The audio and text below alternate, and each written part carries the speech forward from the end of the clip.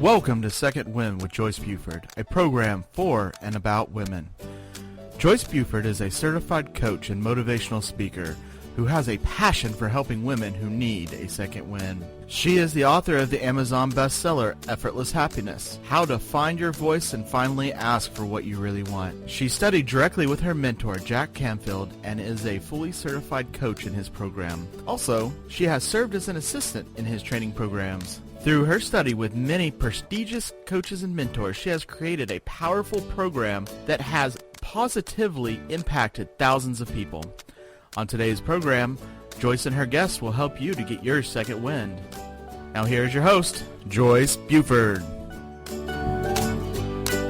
Second wind. It's such a pleasure to know that you're here with me today. I am Joyce Buford, and I am your host.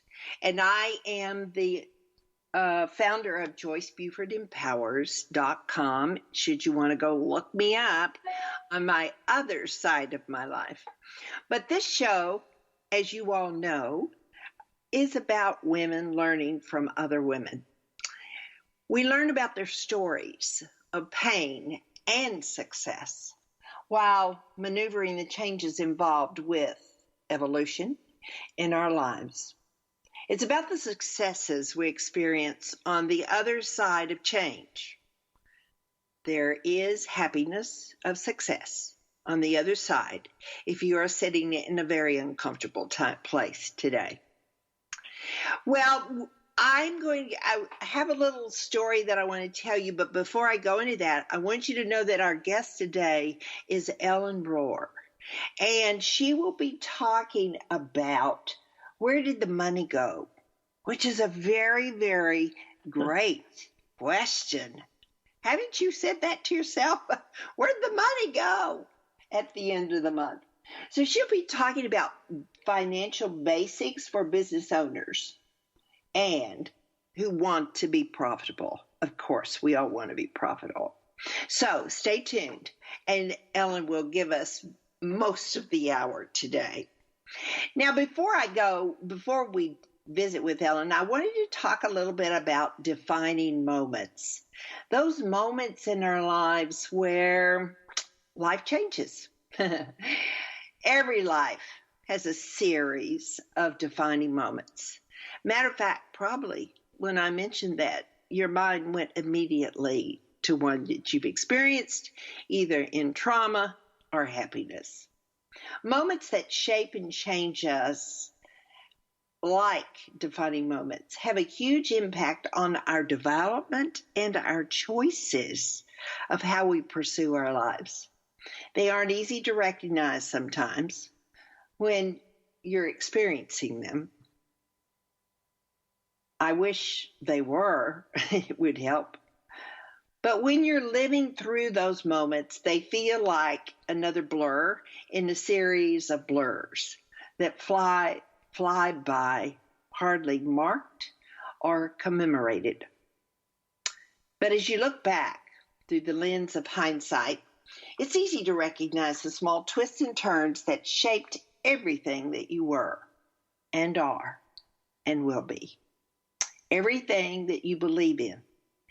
Everything that matters to you.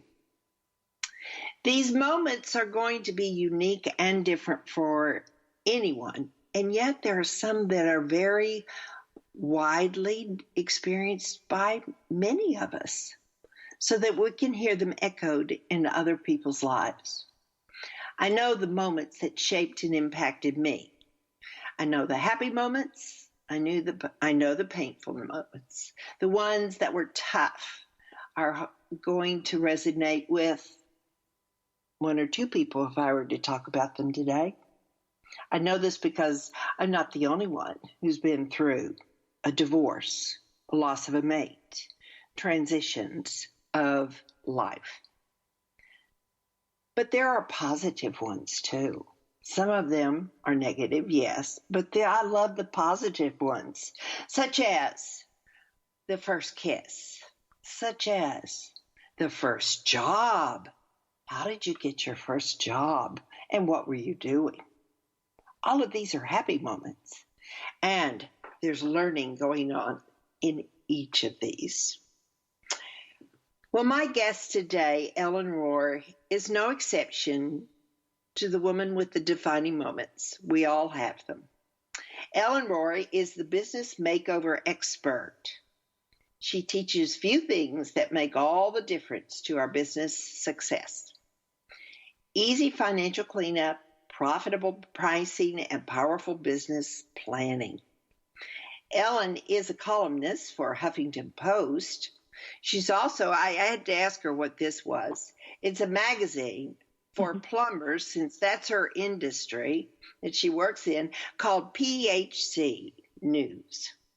And she's a contributor to many business journals and magazines. She provides in the trenches insight that business owners can relate to. And she doesn't put any fluff on it. She tells it like it is. I love this about her. Now, I want to tell you about the way that Ellen and I met. We met while attending a group that was going to perform on a stage at Harvard University in Boston. She was a pro on the stage, I will say. And she was a team player with all of the 60 plus businesses and business owners and entrepreneurs that met that weekend to be on the stage. But there's one thing you will see today, you will hear today, as you listen to Ellen share her many wisdoms that she has experienced, is that she's real. She's down to earth. You will see her as the next door neighbor. You'll very easily connect with her. Now, I always like to talk about, now she's going to talk to us about her businesses, and she's the owner of Zoom Drain Franchises, LLC, and she's the founder of Ellen Rohr, which encompasses some more businesses. So I know she'll share that. You'll share that with us, won't you? Oh, yes. I knew you would. So, and she's from Missouri. She's a wife, and she's the mother of one son who just married another single child. Another child, not single. Thank goodness she was single when he married her. Now she's part of him. So anyway, Ellen, thank you for coming to Second Wind. Oh, I'm so happy to be here. Wasn't it fun to be on stage together and support each other through that event? It was great. And your energy and enthusiasm for life and for business inspires me. So I was honored to be asked. Thank you so much.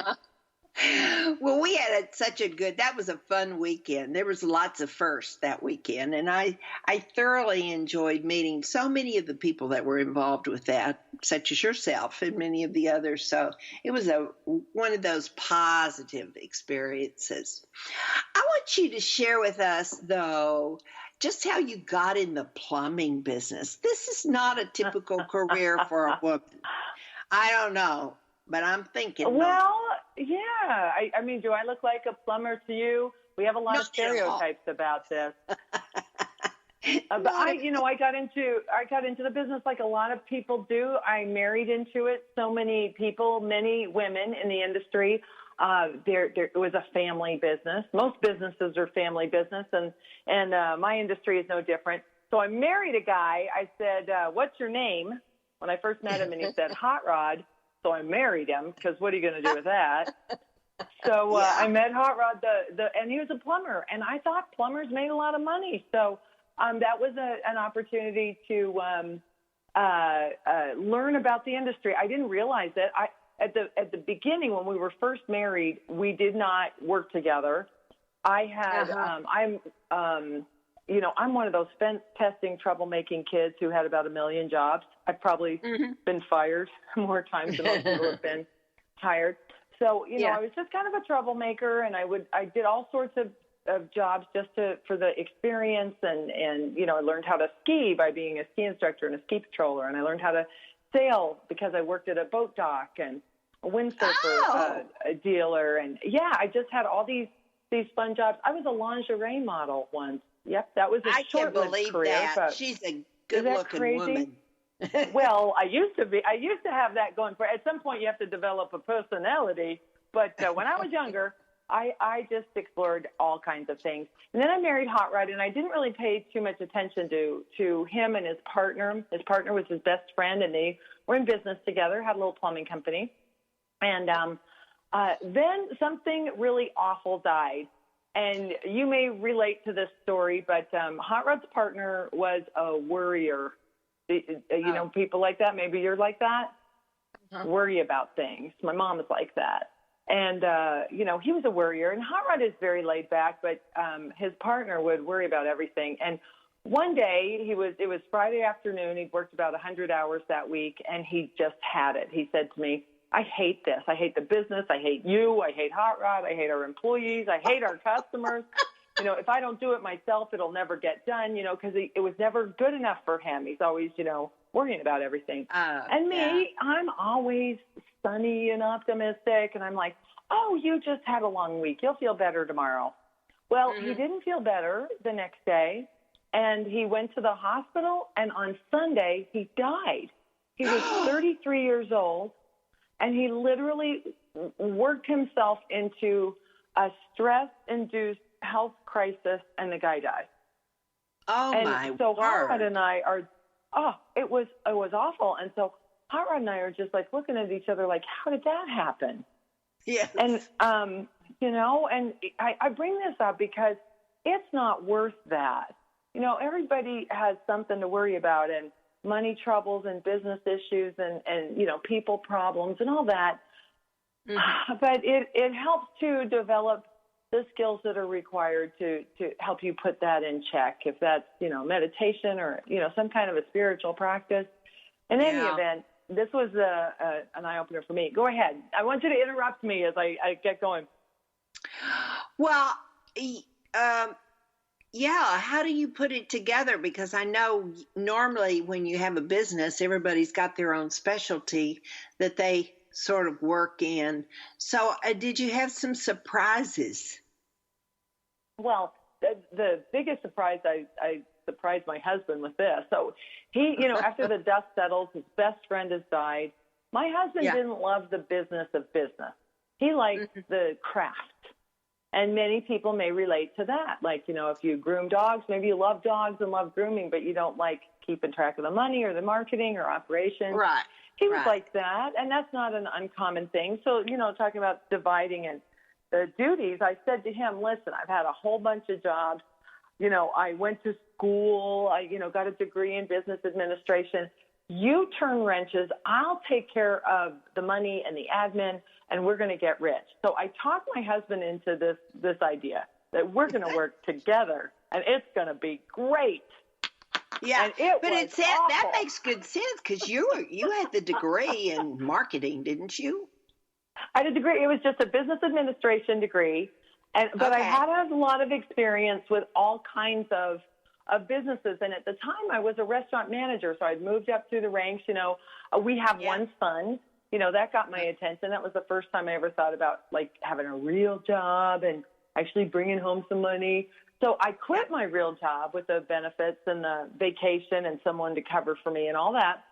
And I go to work with my husband, and we, you know, press on with this family business. And it was so awful. It was so awful because now we don't have my salary. And I would say to him, we don't have enough money. And he would hear, I'm not good enough. I'm not working hard enough. And it, you know, you just can imagine the pain and the frustration and anger that we unleashed on each other. And so, you know, Did you ever work with your husband or a family member? No, we were very separated in that. I was the house and the family, and he was the business. Oh, okay. So, but it was so a family that has business. its own challenges. Well, and even that too. So, like, I want to circle back to that because one of the big issue we had, and this is, you know, for those folks who are in business or thinking about it as a second win moment in their life, you know, you got to make money. And, Right. there's these myths out there. If you do what you love, the money will follow. And, they can't afford it, so I'm going to just do everything for free. And that, that catches up with you, because when you run out of money, it gets really stressful. And for us, we went into debt so fast. Without my salary, things just went upside down so fast. And this is what I did, and this is why I'm here. I found a mentor, one of many, many in my life. I found a mentor in the pages of a trade magazine, another a plumbing magazine, called Plumbing and Mechanical. I'm sure you subscribe, Joyce. Oh, it's one of my top ones, yes. I don't know how to do anything plumbingly. Well, I'm glad you call people, because that's what we do, so that helps. But what happened with this plumbing magazine is this fellow, his name is Frank Blau. He wrote an article in the magazine about how much a contractor should charge, and this is going back to like 1989. Yeah. And I read this article. I followed the math. It made total sense. Here's what he said, and this blew my mind. You have to charge more than it costs. You have to charge more than it costs. Now, when I went to college, they taught us things like the going rate and what the market will bear. Nobody told me that. Nobody told me that. So when we were in business, I called around and asked my competitors how much they charged, and then we charged a little bit less, to get the job. Yeah. And I thought that's how it was done. And Frank was the one who, in this article started me on a better path. So I wrote this guy a letter. I wrote him a letter on this cheesy stationery, because it's all I could afford. And I wrote the letter, "Dear Mr. Blau, please help me. We're not making any money. We're fighting, blah, blah, blah." And then I went on. I spent like 2 pages telling him why everything he suggested in his article was wrong. I couldn't. I love it. You don't understand my cheap customers. You don't understand my troublemaking employees. You don't understand, I'm a smart girl. I have a college degree. I even bragged in this letter that the good news is we don't pay any taxes. Well, that's what happens when you don't make any money. It's not good. Joyce, I would deny the existence of this letter. Frank published a book with my letter in it as an example of how stupid contractors can be. It's a book called The Business of Contracting. No, you did? He published the book with my letter in it with this, here's how dumb contractors are. And then he used my letter as an example of what knucklehead contractors are. Oh, my God. How embarrassing is that? Did he ask you first? I'm pretty sure he didn't, which is a whole nother story. But, Frank was the one who, I took it, why not? Frank is the one who shook me up. I've heard that sometimes you need a feather, sometimes you need a brick to get your attention. I must have needed a brick, because Frank is a full-blown brick. He's a crusty union contractor from Milwaukee. He got this letter, and he called me up. And I answered the phone, hello, and the first thing he said to me was, "Honey, you have your head," and then he described where my head was. I have no idea who this is. It was a dark place. And I'm like, who is this? And he says, "This is Frank Blau, and I'm reading your letter. I get a lot of dumb letters. This is the dumbest letter I've ever gotten." And thus began our relationship. And I was mad. Nobody had talked to me like this. I ended up hanging up on him on this first conversation. You did? And then the next day, Wow. then I was just so offended and mad, and how dare you? And I mean, the guy just was trying to help out, but it was his style. It's the way he was. And the next day I called him back, just tears flowing. I am laid low. I'm crying, talking about it. I don't know what I'm doing. My husband and I are hating on each other. Will you help me? And thus began our mentoring and relationship and friendship. Yeah. So he taught me, and this is if you're taking notes, here's a noteworthy thing. Write down, charge more than it costs. That'll come in handy. Yeah. Also write down, learn how to read and use a balance sheet and a profit and loss. You've got to get to what I call a known financial position, KFP. Frank took me on this journey. Here's your asset, here's your elbow, I think is how he started. So he taught me how to read a balance sheet and a profit and loss by showing me his. And it was back in the day where we had that greasy fax paper, and I would walk into the office and there would just be like the Dead Sea Scrolls rolled out all over my office, and he faxed all his financials over to me, and he'd say, okay, go get them, and let's get on the phone, and we're going to just go through this, and I'm going to teach you what your assets are, what your liabilities are. And he showed me his financial reports to do it. Wow. Isn't that amazing? Yeah. What a big heart. Yeah. You know, he might be pretty rough around the edges, but what a big heart. He's about 110 years old right now and still just as bossy and cranky as ever, and he is motivated by helping people make the money they deserve. He's a plumber. He's in my industry. I call it the dirty jobs industry, and that's the plumbing, heating, cooling, electrical, home service, maid work, anything that when you're doing work that somebody else really doesn't want to do. Right. So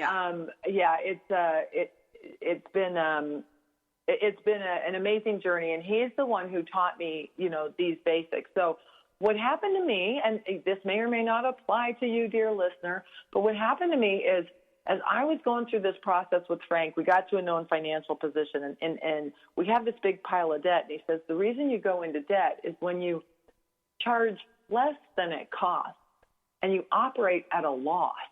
So sales minus expenses is the negative number. You operate at a loss instead of a profit. Yeah.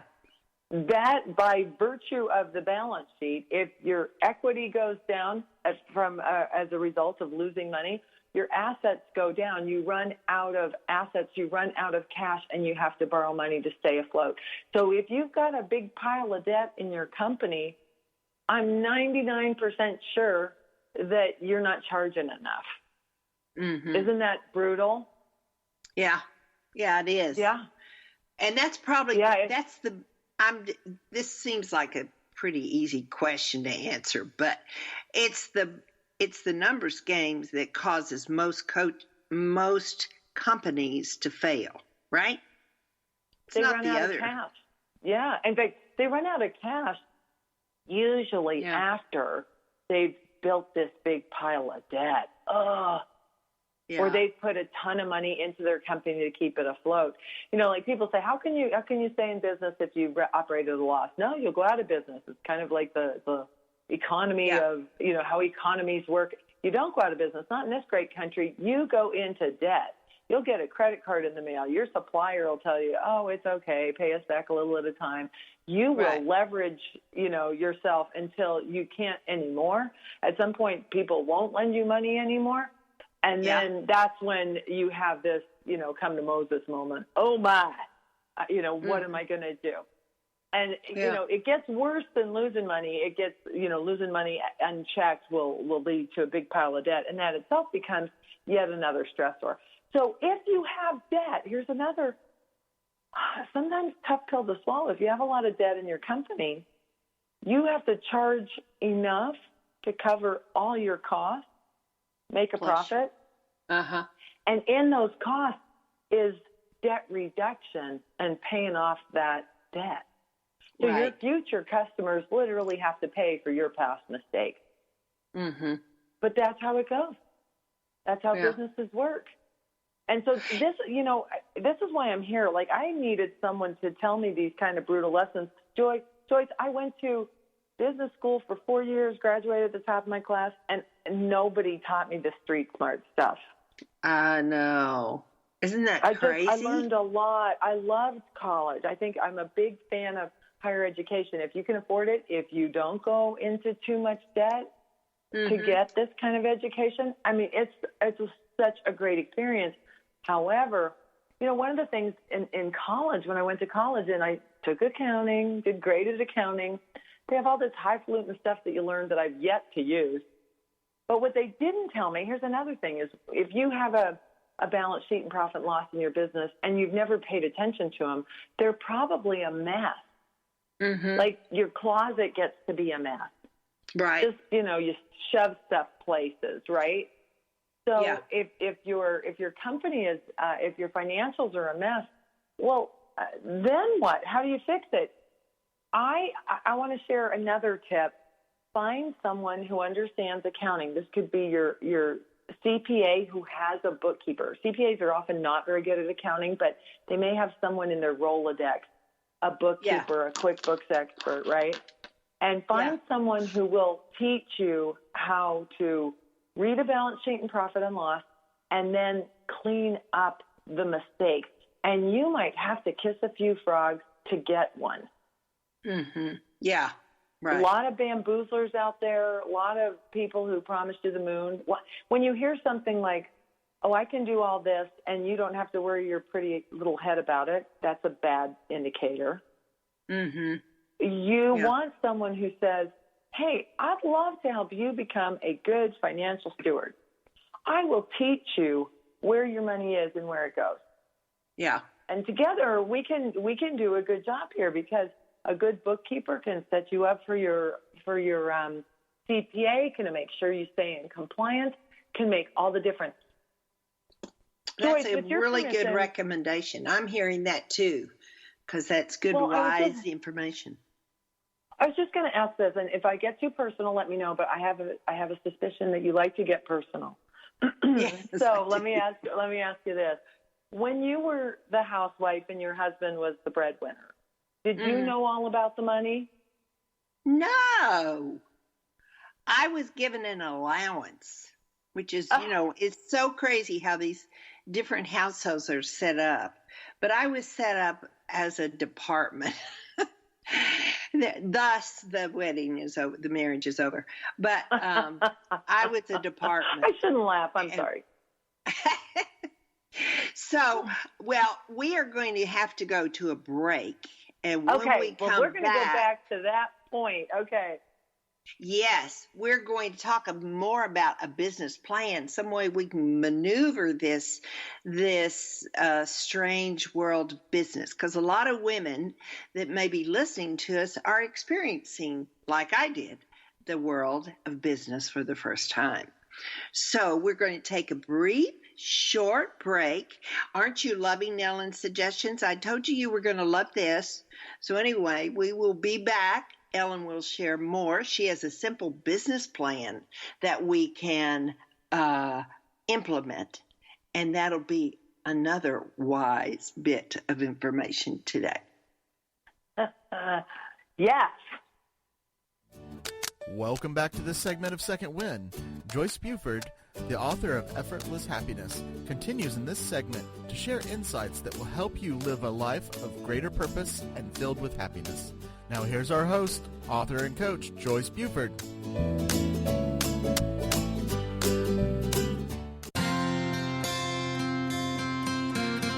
Would you like to know how to bring more ease to all the decisions you need to make in life? Knowing your core values is the first step in Joyce's free live masterclass. You'll discover your top 5 core values in as little as 45 minutes. Join her now at freegiftfromjoyce.com.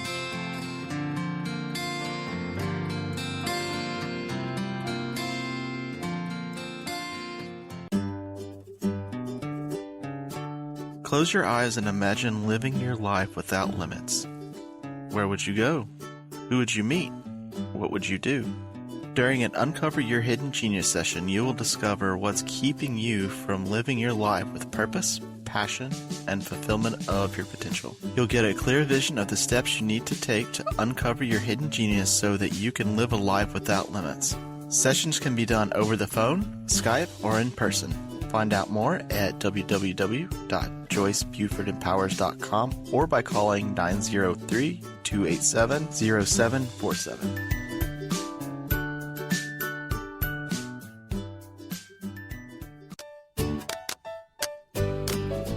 Transformational coach, motivational speaker, and author Joyce Buford returns after this short break. Now we are talking today with Ellen Rohr.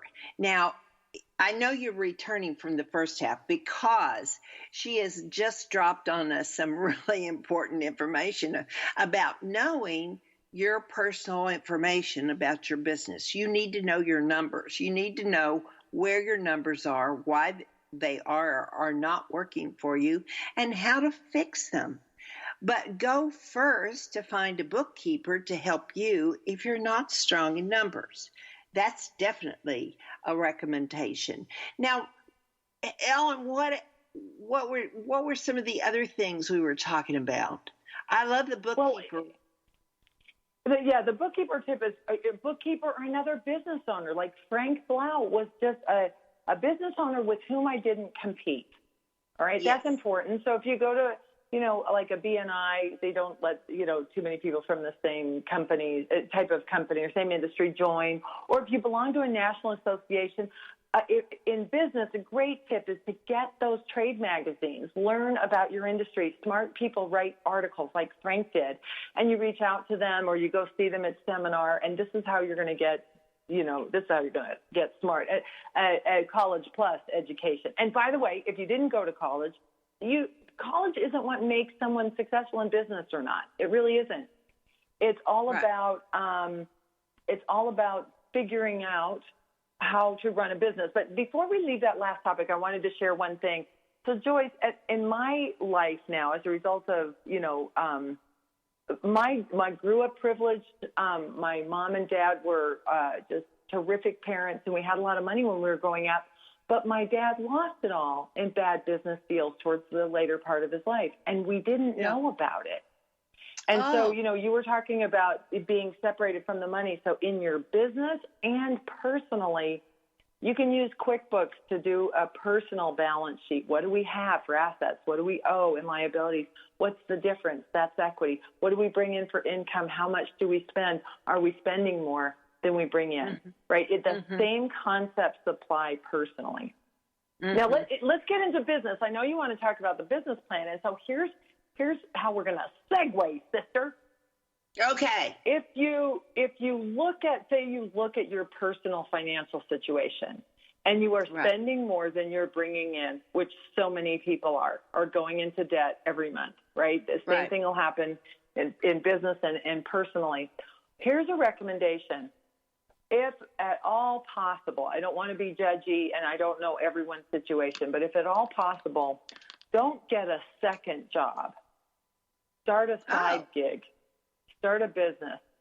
Because the second job will do this. Now you'll be really busy. You may not even get overtime at either of those jobs. So you're not even like kicking into the big bucks in either of them. And you've used up all of your time. Okay, so there's no real opportunity to change the situation. Yeah. Second job, if you can avoid the second job and instead start a profitable side hustle. This is one of the reasons why Uber is so popular. It's a great idea. And even if you do Uber, you could listen to audios, right? If you're driving Uber, don't listen to the radio. Listen to, smart business people, search sales professionals, search business gurus, and see who the best sellers are and go, listen to them. I can give you some suggestions too. I love Jim Rohn. He's old school, ROHN. I love Jeff Gitomer for sales, Lewis Howes, Marie Forleo. The Shark Tank guys are all really great and have all written books. So, there's lots of books out there. Our buddy Clint Arthur has written a couple of books. My book, Where Did the Money Go, will help you out. So, read those books, listen to the audios, listen to podcasts about business so you start to get educated. But this side hustle, you can put together a little business plan, Joyce, and you can put together a business plan in a weekend. I wrote a little book called The Weekend Biz Plan. And the reason is I was on radio shows. People would call me that ask, well, how do I do a business plan? And I wrote a book called The Bare Bones Biz Plan. And it's a skinny book, but it's a robust approach to business planning. So I wrote a mini version called The Weekend Biz Plan. It's 60 pages with pictures, and it tells you what to do over the course of the weekend. I'm going to tell you what's in the book, so listen up. Here's how it goes. So the idea is that I love the pictures. yeah, he's got pictures. I write skinny books. So the idea of putting a business plan together goes like this. A business plan is anything that helps you clarify your intention and then line up some action that will help you get there.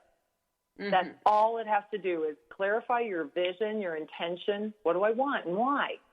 That's part one. And part two is, what are some activities that are going to move me in that direction? You don't have to have it all mapped out.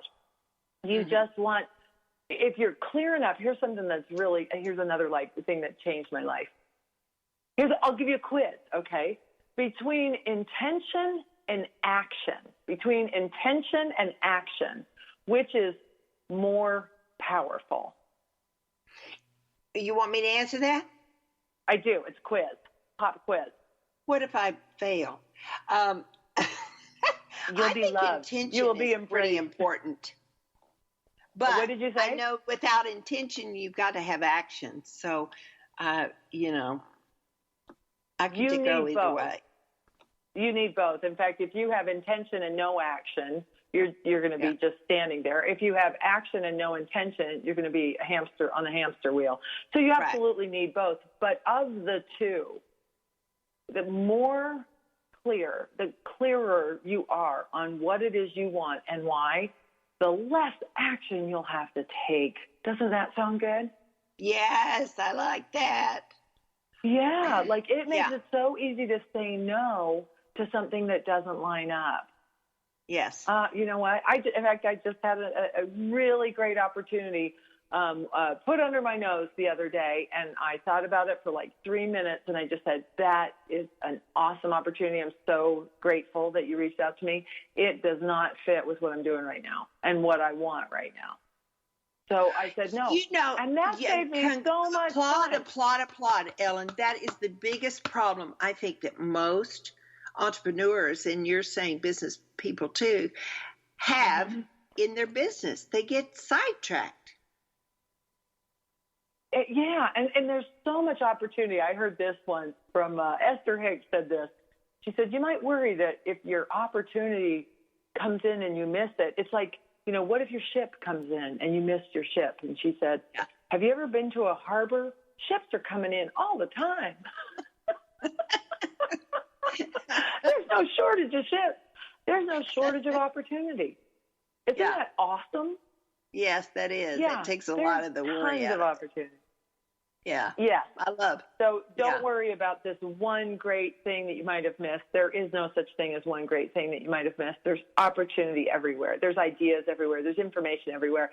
And if you get clear on what you want, then when it comes to plucking what information you need and taking aligned action in the direction of your dreams, you're going to work less hard. I have an expression, you're going to love this. I try not to do anything in my business. And that doesn't mean I don't work at all. It sounds like it does. However, if I'm doing it, I will always ask, could someone else do it? Does it have to be me? And if someone else can do it, I will let them do it. I will encourage them to do it. I'll do it with them until they can do it. We'll write a procedure together until they can take it from me. I really see as the owner of a business, and now I own a drain and sewer franchise with my best friends for partners. I love, love, love them. There's 3 of us who own the company, and we have a growing army. We call it the Legion of Zoom, a growing army of beautiful people who are helping us grow it. But every time as a business owner, you do something, you literally rob someone else of the opportunity. So my job is, more than anything else, is to beat the drum of our intention. Mm-hmm. This is where we're going. This is why we're doing this. This is our mission and vision. What's yours? So then I might say to an employee, what do you want to do? Where do you want to go in your life? Where do you see yourself in 5 years? If someone says, I want to start my own business, I'll say, well, we're going to teach you how to do that. Come with us for a little while. Right? Just come with us for a little while. We'll teach everybody who's with us how to run a business. That's what we do. Right. Suppose they, want to go into the same business. Well, my job is to make a better gig. And if they go into business and compete against me, I would be proud of that. I really would. What difference does it make? Yeah. We are clear on our intention, and my hope is that I can find people who are aligned with me. And the business plan is a key. So can I jump into how you put one together? I'm getting kind of philosophical on you. Okay, so let's go back to action. So if your intention is that you want to create a business, one of the reasons to create a business is because you want more money. You know, you're taking on a second job. You don't have enough money. That is a fine mission statement. Why are you in business? To make more money is a fine business statement. Is a fine mission statement. Now, you might also want to be of service. You might also want to help other people achieve their dreams. I love this. Zig Ziglar says you can have everything in life you want if you will just help enough other people get what they want. Isn't that beautiful? Oh, I like that. I do too, but I like making money. These are not mutually exclusive events. So could we do all of that? Right. So part one, step one of creating a business plan is to come up with a reason why. And here's an exercise that will help you do that.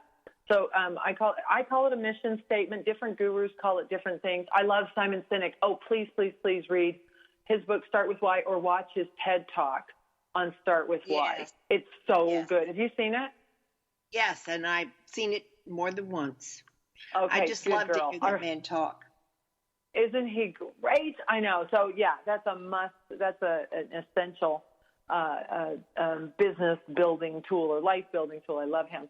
So he calls it your why, your purpose station, your mission, your primary aim. Different gurus call it different things, but basically it is, what do I want and why?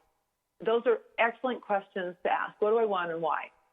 Ultimately, Joyce, your business plan is answering those journalistic questions. What do I want and why?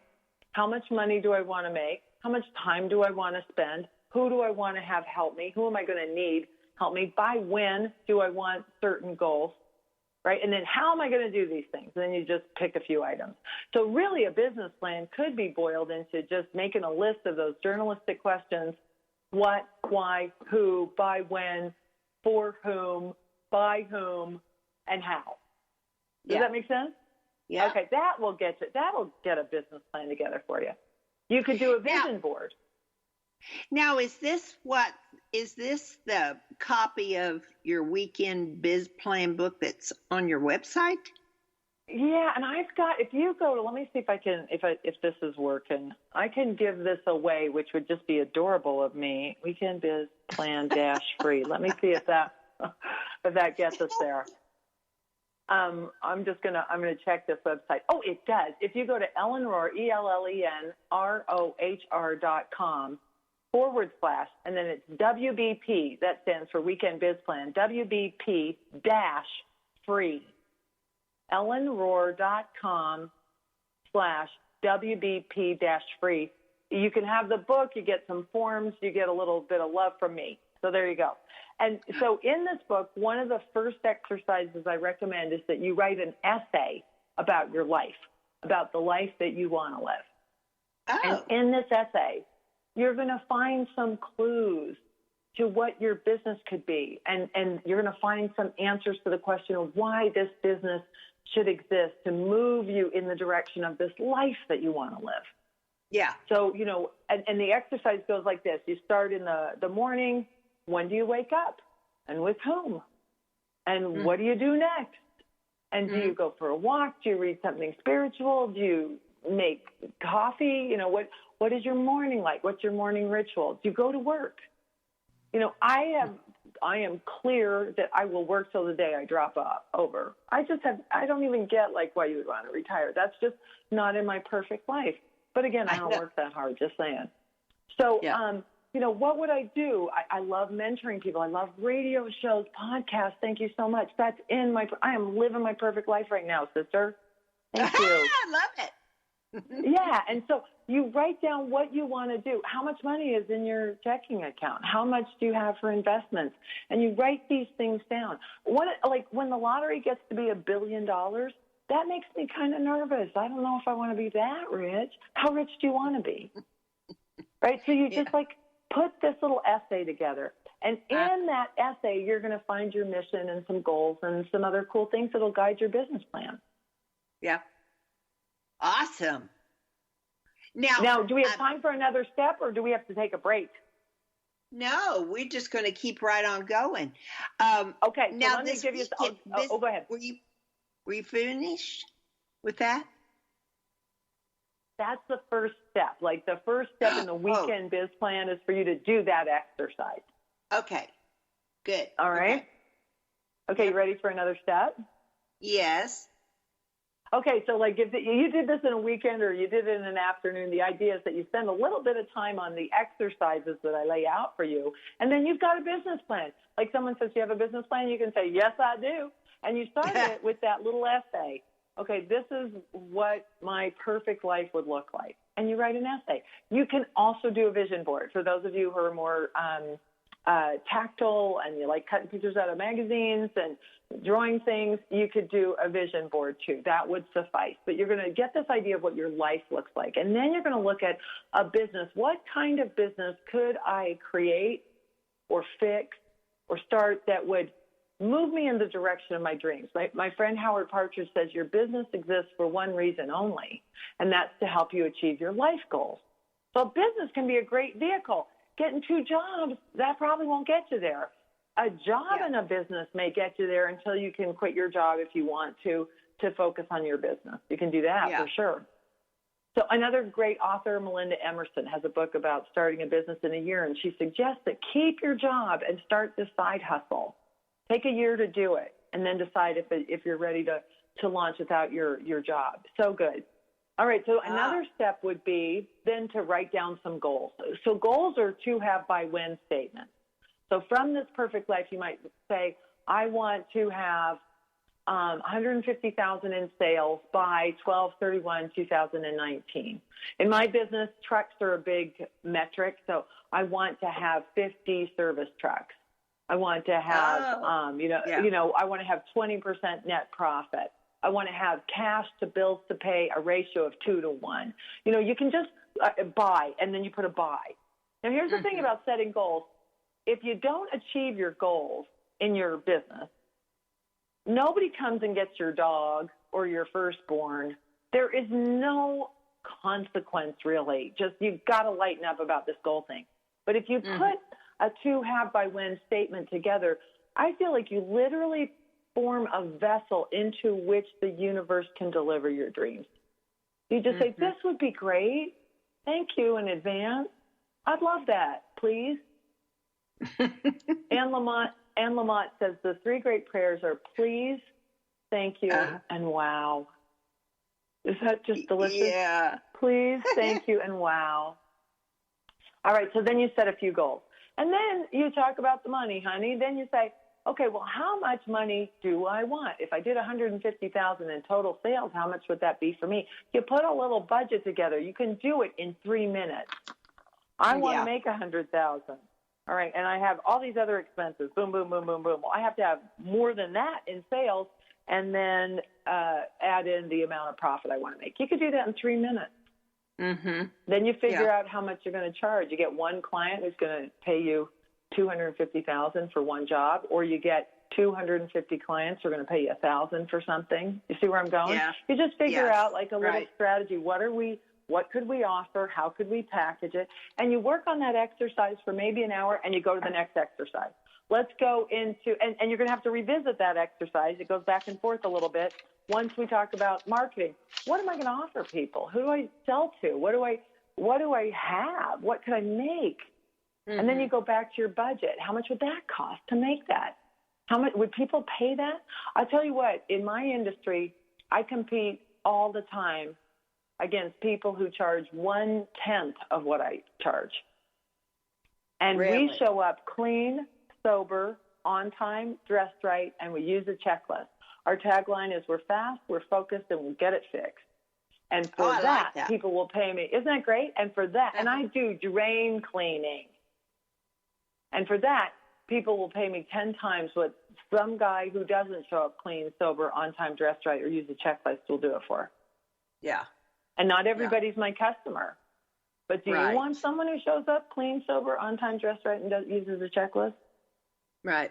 Sure. Yeah. Yeah. Yeah. And then they say, oh, I wish you weren't so expensive. And then you move through you put a little marketing piece to your business plan together, a little financial piece to your business plan. You put an org chart together. Well, I know I'll do everything myself for starters, but who else could help me? Who else would I need? Boom, boom, boom. Isn't this delicious? And you do it fast. Like, just do it fast. Get a first draft. Anne Lamott also says when you're writing, and you use a swear word here, do a blank first draft. And get that out of the way. Crappy. A blank first draft. Do a crappy first draft and get that out. Got do it. a crappy first draft. You see what I mean? Just like a crappy first draft business plan. And that one will probably be pretty darn good. Before you outthink it, before you outfox it, just put down what you want. Get started. Because then at the end of the business plan, you're going to make a list of things you got to do, and then you're going to pick a few of them. You're going to pick a few of them to be top projects, and the rest of them are going to mold for a minute on that master list of projects. So I create a master list of projects. I do this with my franchisees. Anything, any problem, any opportunity, put it on the big list. Their employees, they come up with a complaint about something. I hate our uniforms. I bet you do. It doesn't fit you. You're too big. You're too short. You're whatever. Let's put new uniforms on the list. Now, I'm not going to energize that today because I've got 4 top projects, no more than 5 top projects that I'm working on right now. Yeah. You see where I'm going? Right? So you've got to get something off the top project list to then go to the master project list. But if you do that, you're going to start moving in the direction of your dreams. The difference between my approach to business planning and most approaches to business planning is they don't get to the action part. So a business plan will help you clarify the dreams, the vision plan, a lot of business planning books. There's a lot out there for the inspiration and the information. But then what are you going to do today? You just pick something. You pick something. And the other things wait. I'm a big fan of putting stuff on my calendar. Joyce, if I didn't have this on my calendar, I wouldn't show up for this. Right. Yeah. And right after this, I think got a lot of people call. don't do that. That's a really good time management tool. Put it on your calendar. We put doctor's appointments and car appointments, but we don't put anything else. Oh, I'm going to use that. I love that. Yeah. You're right. You got to go to the doctor, so that's on the calendar. Absolutely. I like when I see somebody's calendar and all they have on it is lunch. Okay, so lunch is going to happen. Yeah. So we always have our lunch on there, don't we? Okay, so this is all included in the weekend biz plan that you just went over. I mean, it sounds and it's much free. more exciting. I'm going to give you it's an ebook. I'll give you a copy of the book and then some forms to go through it. You have to put your name and email address on it, and if you don't want to be on my list, just unsubscribe afterwards. If you like my voice, and stay in my little community, and you'll get lots of love and ideas. Oh, good. I signed up. Yeah. I'm in. Oh, good. Okay, did you get there? Did you get that? You got that link to work for you? Oh, no, I haven't done that since I'll have to go back and sign up again, so you'll get me twice. Well, if you put the same email address in, you won't get it twice. Oh, okay. You'll just be in again. Right. And I'm going to send you Second Wind with Joyce, okay? I'm going to send this link to you so you can share it with anyone you like. Oh, for Weekend Biz Plan, okay? Now, your other book is on Amazon, right?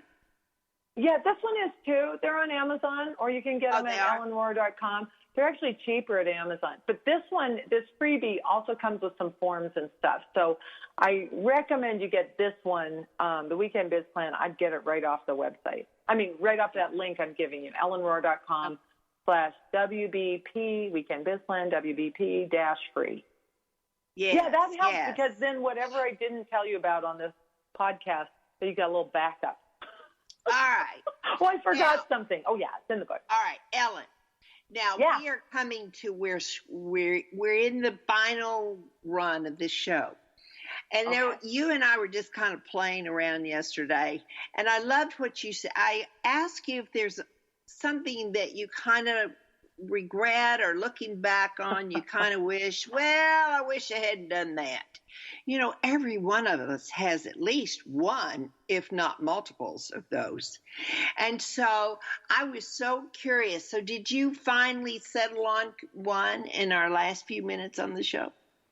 I did, and this is what I've got. I work in a man's world, and I'm 59 years old. So this is something that women of a certain age are probably going to relate to more than younger women.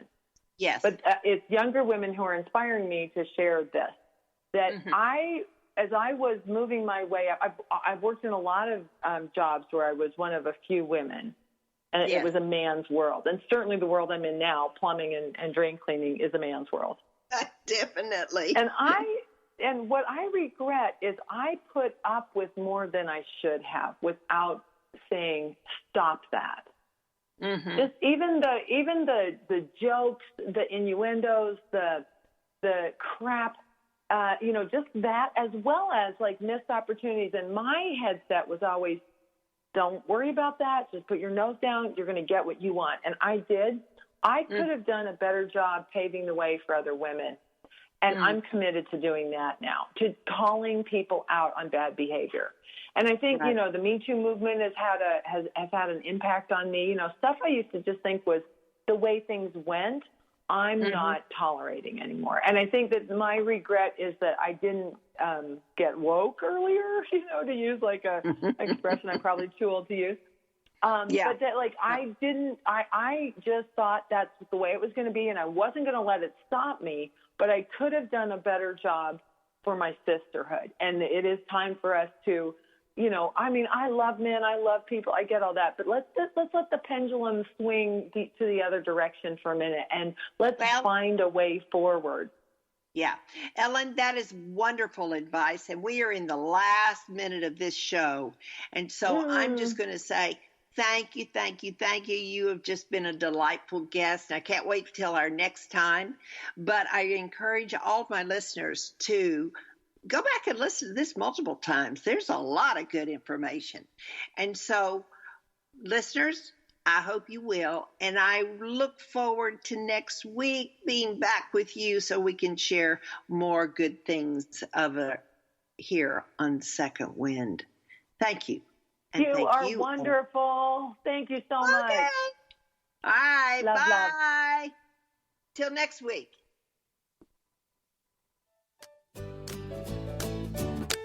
Joyce Buford returns next week at the same time for another edition of Second Wind.